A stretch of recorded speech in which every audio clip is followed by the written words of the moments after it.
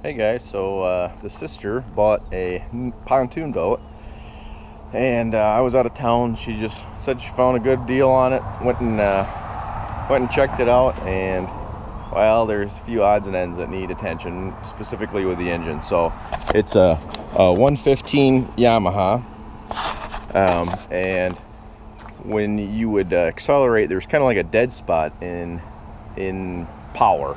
So your throttle kind of accelerate off an idle and it would start to stutter, and definitely a miss. Cylinder was not firing, so I had her pull it out of the water, and I'll show you guys here a quick little thing I found. Spark plug boots are attached. Pulled the plugs. Well, I found spark plug wire that was popped out, so definitely was only running on 3 of the 4 cylinders.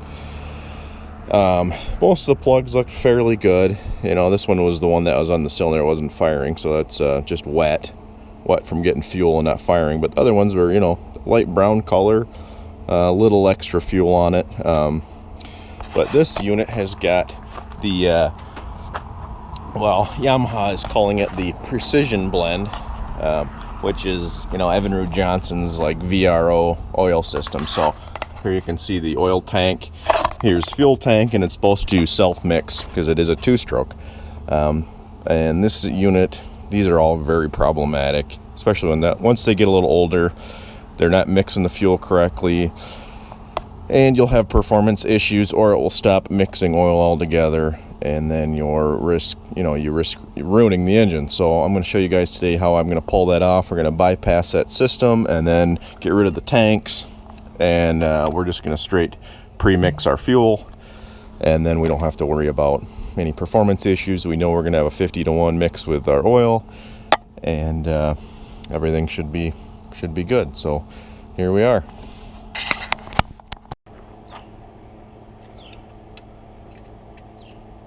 Okay, so I'm going to start by just pulling off the oil reservoir that's on the engine itself.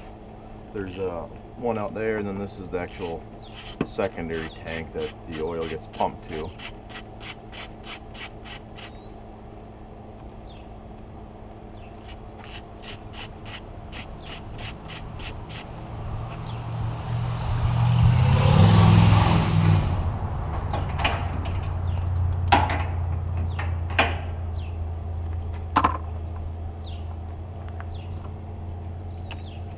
Should only be 2 bolts, one here and one on top.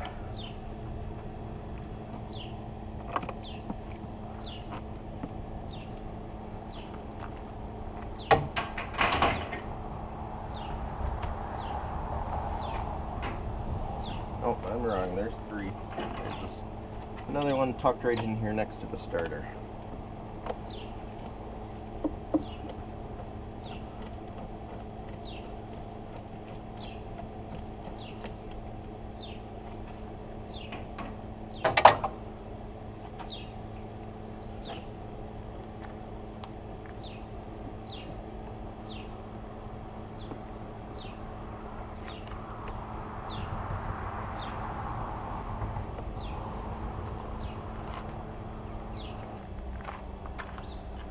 Okay, another good thing to do is get a pair of pliers like this that are vice grips, and then you can clamp hoses on there, and then it'll keep the oil from pouring everywhere when you clamp it off.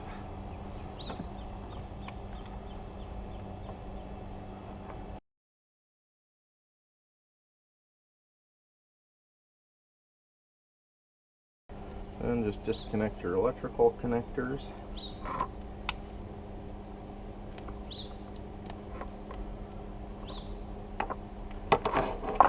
And pull that tank out of the way. And then, so the one I clamped off was the one that goes to the mixing device, and then to the carburetors. And then there's a second one that's going to go to the oil tank that's next to your fuel tank. So I'll clamp that one off also.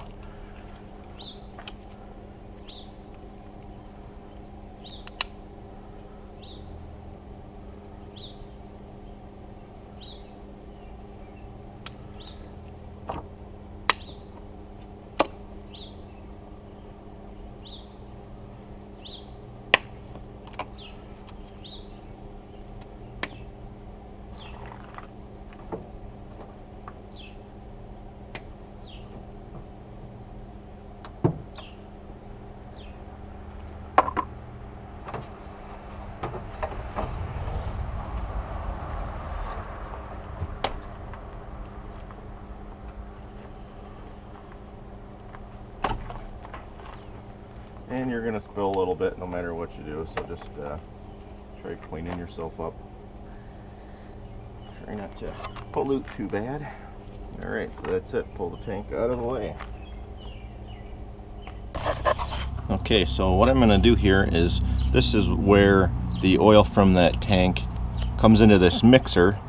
I'm not sure what they call it. It's like a mixing and pump assembly. This had a cable and a linkage for throttle.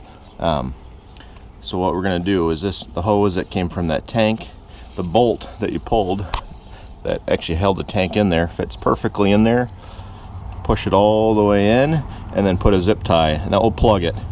That way you can really just leave this assembly in place. I mean, you could go all the way to the carburetors and plug those each individually, but those hoses here are all intact, and it's a fair amount more work to get at it, so you don't really need to do that. So plug that and then just start mixing your fuel.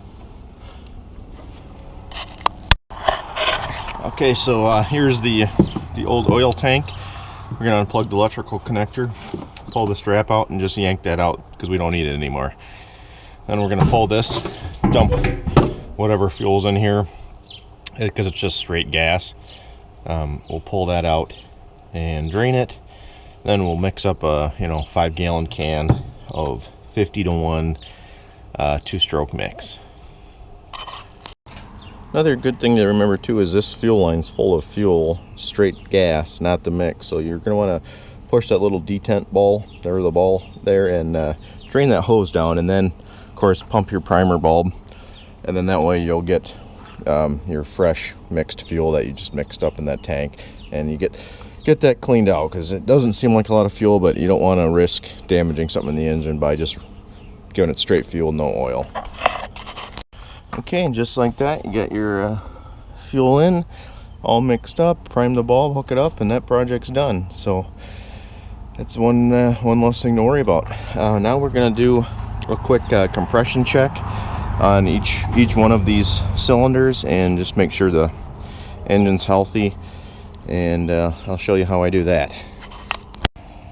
Okay, so I got this is a button you hook to the starter, and then you can roll the engine over by pressing the button. Already rolled it over a couple times just to make sure nothing in the cylinders. So hook up your gauge, and then you can push your button. So it's all hooked up. I'm going to watch the gauge, push my button.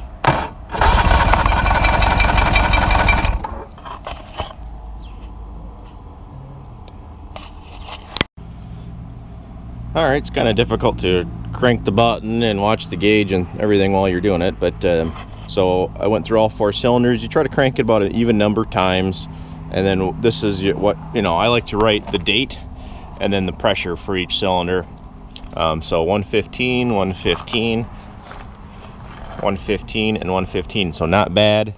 You're really just basically looking for a good consistency. So it looks like we're going to be okay with this one. Okay, here's another little tip too. So this spark plug wire that we found that was pulled out, if you pull that rubber cap off, there's a screw. So you can screw, you cut this spark plug wire clean, and then you can actually screw the wire right into it. After, you got to put your boot on first, but that will correct those problems if these ever pull out. Okay, I got spark plugs back in. I fixed the spark plug wire that was bad. So I hooked up my garden hose here and the muffs to run the unit. We're going to do a quick test run. Turn the water on, do a test run, and then we're going to check for spark, make sure all the cylinders are firing. Okay, we just got her fired up here. We're going to kind of warm her up a little bit.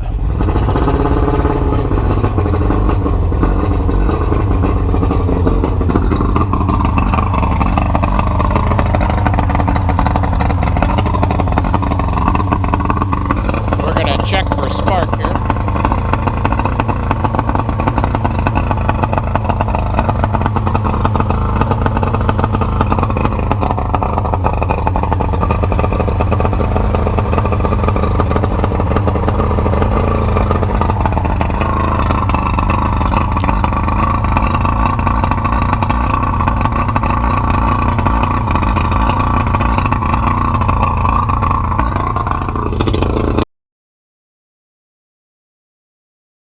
Hey guys, it's been about a year since the 115 Yamaha here that we did the oil injection pump kind of delete, the oil injection delete on it.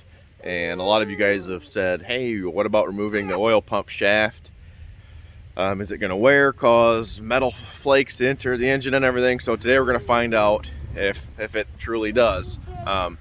So this engine has been run all last season, just about daily on a big pontoon boat on the river here, a couple hours a day.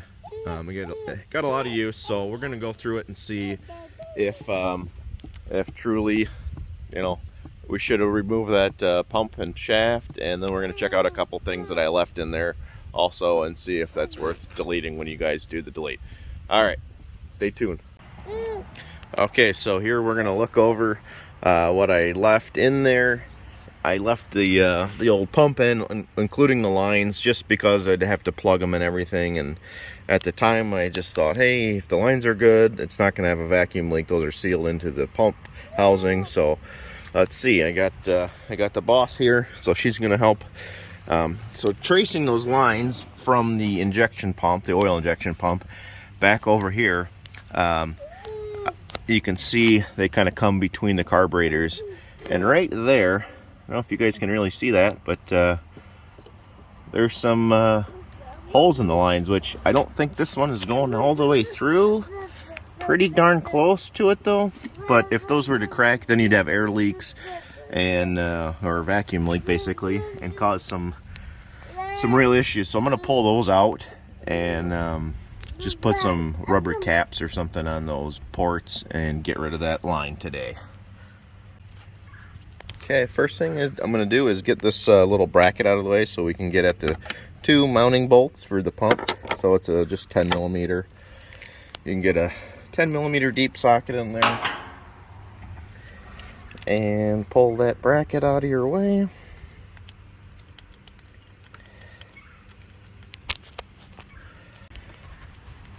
Okay, looks like the next thing we're going to do is get these two, there's one right there and there's one right below there. It's kind of a unique looking bolt, but that is also 10 millimeters. So we'll pop those out of there, and that should loosen up the pump right from the engine here. Okay, it looks like I got the bolts out there. There's those two, and then the pump pulls right out. So here you can see the pump mechanism here, and in there is a little shaft, and I don't see any metal shavings or anything yet, but we'll pull that out and we'll take a look. Okay, well, it was a little hard to film and show you what I was doing here at the same time, but basically it took some needle nose pliers, hook it onto the end of there, and just pull the shaft straight out, and here it is. So this is driven off a gear inside the engine, and here's the shaft, and it is covered in oil because it's a two-stroke. Everything in the inside of that crankcase is getting oil and fuel mix kind of lubricating across it. So there's no signs of any metal shavings. Here's the bushing that actually, so I can zoom it in, that bushing rides right on the tip of that, and no metal shavings in there. Looks pretty clean, lots of oil. So I'm not really concerned with any of my findings here. So for those of you that kind of are concerned about pump trash and stuff and spitting oil, and this shaft still getting lubricated. It doesn't get lubricated from the pump itself, it gets lubricated from internally on the engine, and that's there's a sealed up right there. And what I'll do is I'll actually turn this over just to show you guys it's not seized up or anything, and spins freely still. So is it a good idea to pull that shaft? Sure, why not? I mean, if you can make a blank off plate for it, or just pull the shaft out and bolt this right back up, it's not going to spin and it'll stay sealed. And that's what I'm going to do now. Put this back on with the shaft out, get rid of these hoses and cap those hoses up. I know, I'm working as hard as I can. Jeez, tough gig here today, but so, you know, nothing too concerning looking at here. I guess I would say if you were going to do this long term,